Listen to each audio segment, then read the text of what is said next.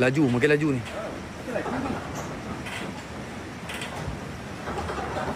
Ui, seram siap. Cabut ni, Man.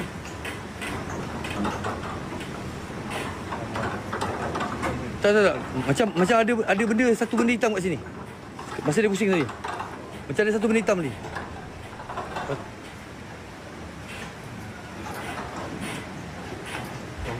Suara tu. Woi.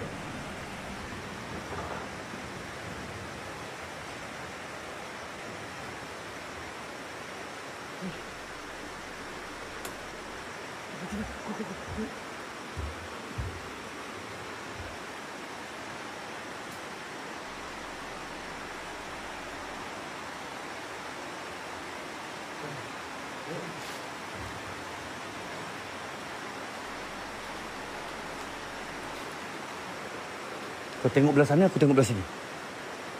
Kita pusing.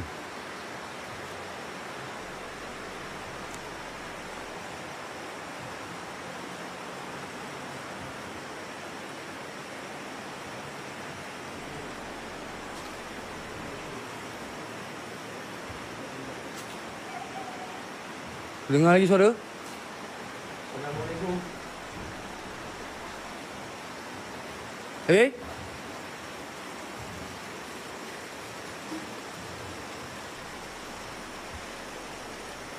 Aduh, terkejut aku.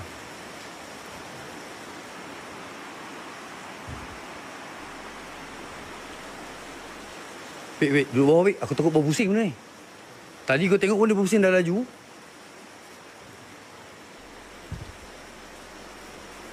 Takut kita duduk atas lagi, dia pusing lagi laju ni. Aku rasa macam sekarang ni aku dalam filem ni. Kau tengok ni. Nampak? Kalau masa kecil aku sukalah tengok benda-benda macam gini. Kalau dah malam-malam macam gini. Oh. Allahumma salli ala Muhammad Allahumma salli ala Muhammad. Lepas ni. Wait. Gerak. Aku rasa memang betul apa yang dia dakwa tu, dia cakap memang budak tu ada kat sini. Budak tu ada kat sini.